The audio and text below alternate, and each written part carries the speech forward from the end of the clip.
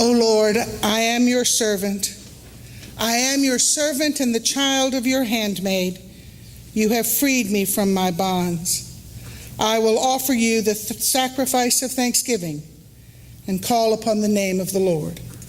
Amen. Amen.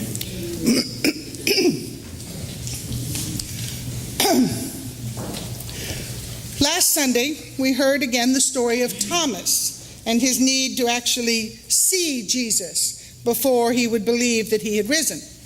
Jesus says to Thomas, and I think says to us now, "Do you believe because you have seen me? Blessed are they who have not seen and yet believe." And the writer of the Gospel of John says that he writes these stories so that we may come to believe that Jesus is the Messiah. This week we hear another fairly familiar resurrection story, the story of the disciples and their encounter with Jesus on the road to Emmaus. And we hear about knowing the Lord in a different way. Two of Jesus' followers have been in Jerusalem, and they have experienced the week's events. And they now are heading home because Jesus is dead, and their dreams of a Messiah who was going to save the people have all gone wrong. Though these two don't appear to have been part of the inner circle that we know were hiding in upper rooms, and they have only heard of the early morning reports from the women who say that the Lord is alive. They're despondent and grieving the loss of their friend and their rabbi. Plus, they probably are just a little afraid of what might happen to the followers of Jesus if they stay in the city. They're walking to Emmaus, a small town located about 7 miles northwest of the city of Jerusalem towards the sea. These disciples are not looking at the world with eyes that want to see Jesus. They are barely noticing where they are and who is with them. I think we all have walked through places when we were thinking about some crisis in our lives and we didn't notice what was happening around us as we walked, or possibly in my case, as I drove. I can almost hear these two talking as they walk along, saying things like, "How could this have happened? Now what are we going to do? I can't believe he's gone." I'm fairly sure that we've all said similar things in situations where we then become very unaware of what's going on around us. When Jesus comes up to them, they don't recognize him. And we think to ourselves when we hear this story, how can they not know it's Jesus? But the risen Christ, in several of our resurrection stories, is not immediately identified. Mary Magdalene thinks he's a gardener when she sees him near the tomb. The disciples, they don't recognize him when he's standing on the beach and they are out fishing and he tells them to fish from the other side. So we might more easily understand how these two could miss that it was Jesus standing right there next to them and talking with them. But the reality is probably that we would have missed it too. We wouldn't have had the eyes to see Jesus if we had been there that day either. I think it happens to us all the time. How many of you over the past month or so have driven a fairly familiar road and suddenly seen a shrub in bloom or a tree with leaves or a garden full of flowers that you didn't even see the day before, and you've driven this road hundreds of times? Or you're standing in the grocery line and your eyes are scanning those magazines. I know you didn't pick them up and aren't reading them. And you see a cover headline that says, "Teal is the new hot color for spring." And then everywhere you look, you see teal. and you hadn't seen it at all before you saw that headline. Or you and your family are thinking about a new car, and you've decided on a certain one that you want to test drive, and everywhere you go, you see that car. Everywhere. It's like it's the only car people are driving on the road. We see what we expect to see. And the disciples were just exactly like that. They did not expect to see Jesus walking on the road outside Jerusalem in the middle of nowhere. They did not expect him to be right in front of them. And so they missed who he was. We all teach ourselves not to expect what we think is unlikely to happen. We make assumptions and snap judgments all the time in our lives that cause us to miss something right in front of us. And Jesus doesn't push.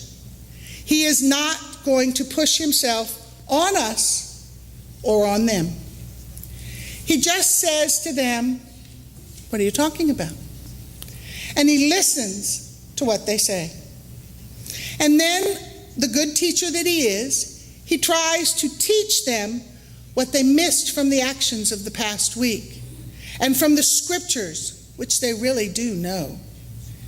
He even looks like he's going to keep right on walking until they invite him to come in and stay the night. Jesus waits to be invited into our lives and to join us. Then, and only then, does Jesus do his thing.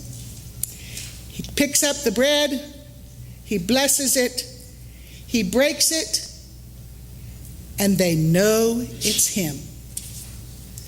They know him in the breaking of the bread. And then he disappears. And they look back over their journey, and they remember how their hearts were burning, and they jump up and rush back uphill to Jerusalem to tell the others that Christ is risen and they've seen him. Many years ago, I was visiting a friend who is now an Episcopal priest in Buffalo. She was involved with an Episcopal clown troupe, and the group was doing a clown Eucharist that evening, one of those evenings while I was there, for a diocesan gathering of young people. I went with her, and on that evening, I experienced an extraordinary event. The troupe did their clown shtick. They prepared the crowd and the room and the altar for the service. And I vaguely remember something with brooms and dustpans, cleaning the aisle, and maybe a parable or two being acted out. And then they acted out some of those last days, the garden scene and Jesus being taken away and dying. And the clown who was playing Jesus is finally laid out on this raised dais that is where the altar is, where we could all see him lying there. And the rest of the troupe was inconsolable. They were so sad that as they moved around the nave among those of us who were in this large crowd. And then up on the altar, Jesus comes back to life, and he sits up, and he looks around, and he comes rushing down the aisle to his friends, and they ignore him. They don't see him. They don't even acknowledge his presence. This makes the Jesus clown very frustrated, and he's trying hard to make them see him and to jump in front of them and to do all this, and he looks around to find a way to show that he is really alive.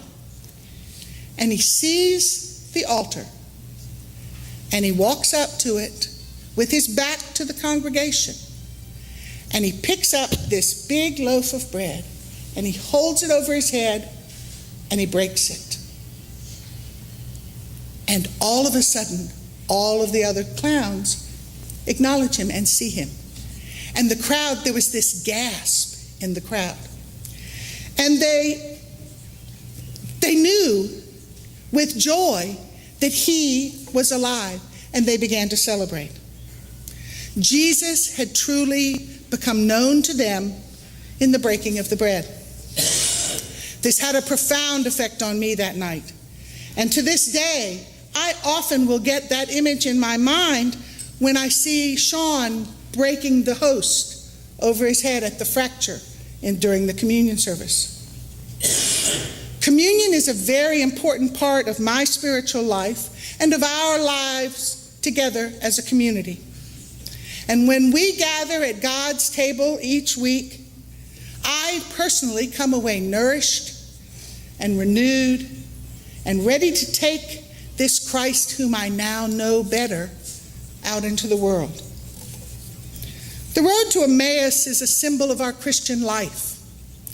It is the story of our ordinary world full of sadness and drudgery, where a stranger can come up and offer words of comfort and share a meal and give us new hope and joy and a vision of God's victory. We all walk Emmaus roads. They are roads that are lined with disappointment and doubt, with defeat and depression, possibly even roads filled with despair. But we should remember that we are not walking those roads alone. That stranger is walking with us, and we are fortunate enough to know who that stranger is. We need to remember to keep our eyes open to all the ways that Christ is present with us now on our Emmaus roads when they happen. Christ is present to us as the stranger, the other, the people walking with us. Christ is present to us in the scriptures that we read and hear and study. Christ is present to us in the memories when we look back with the eyes of our hearts and we see times when we might not have realized that Christ was there. And Christ is present with us each and every week when he invites us to his table to share the cup and the bread, to share his body and his blood, and to know that Jesus is risen. The Lord is risen indeed. Alleluia.